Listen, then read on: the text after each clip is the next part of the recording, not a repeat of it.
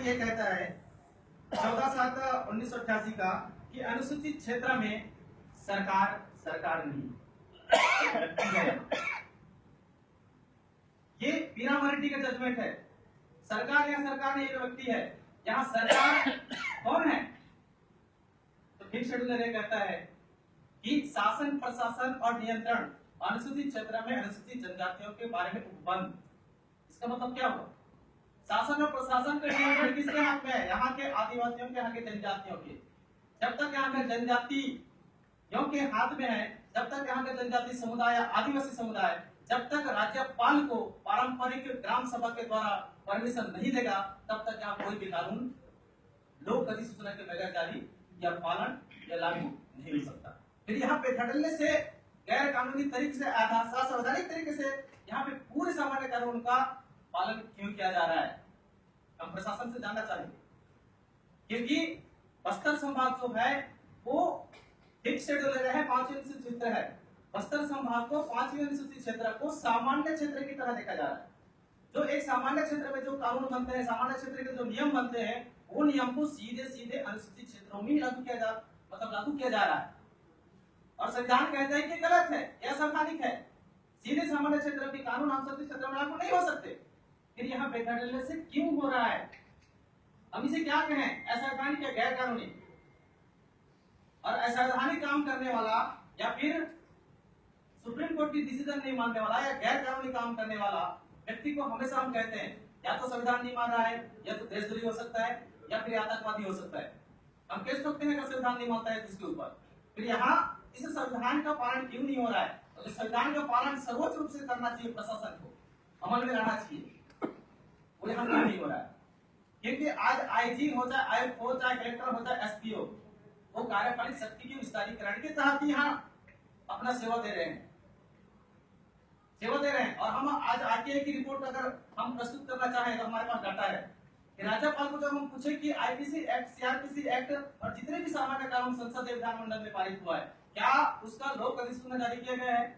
आज तक एक भी संसद विधानमंडल का कानून जो 5वीं अनुसूचित क्षेत्र में लागू किया गया है, उसका आज तक लोक अधिसूचना जारी नहीं किया गया है। फिर हम उसे क्या माने?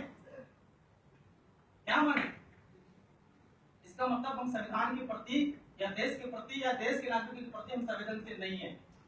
हम जनता की चाहते ही नहीं है। इसीलिए है कि आदिवासी समाज को रोड पर करना पड़ रहा है, चक्का जाम करना पड़ रहा है, आंदोलन करना पड़ रहा है, इसी का वजह है।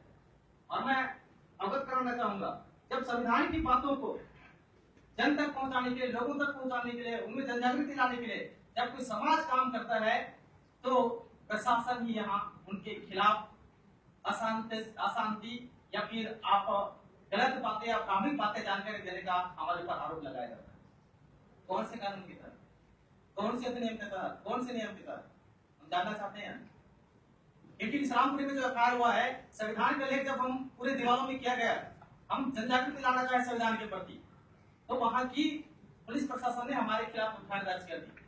क्या आप भ्रामक जानकारी दिया जा रहा है? क्या संविधान की बातों को जनजागृति लाना या संविधान की बातों को लोगों तक पहुंचाना असंवैधानिक है? क्या गैर कानूनी है? हम जानना चाहते हैं। क्योंकि आज जो यहाँ पे ज्वलंत मुद्दा जो आ रही है, आज आदिवासी जो इस बैठक के लिए, क्योंकि आज तक कभी प्रशासन के साथ बैठक नहीं हुआ, फर्स्ट टाइम है बस्तर में।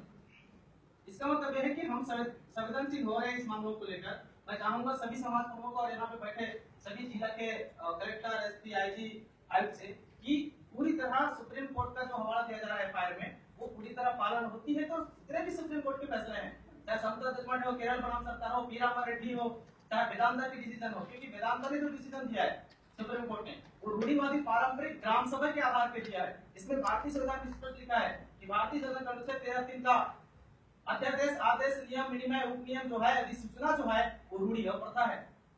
फिर उस रूढ़ि और प्रथा की जो प्रस्ताव की कॉपी है, उसका जो डिसीजन है, उस डिसीजन को बस्तर में प्रशासन मानने को तैयार नहीं। इसका मतलब संविधान की बातों को मानने के लिए तैयार नहीं। क्योंकि रूढ़ि और प्रथा को जो कानूनी रूप से जो विधि का बल है, वो विधि का बल पार्लियामेंट या असेंबली को है। वही विधि का बल यहाँ की रूढ़ी और प्रथा या गायता माजी मुखिया को भी है। हम कोई अनलीगल बात नहीं कर रहे हैं। हम जो भी बात करते हैं संविधान के उपबंधों या संविधान के नियमों के आधार पर रहकर बात करते हैं। लेकिन यहाँ की प्रशासन जो है हमें गलत ठहराती है। फिर हम किस मुद्दों में बात करें? हम अपने अधिकार की बात कहां करें? फिर हम अपने विकास की बात कहां करें? हम अपने संरक्षण की बात कहां करें? ये सबसे बड़ी सवाल है हमारे लिए।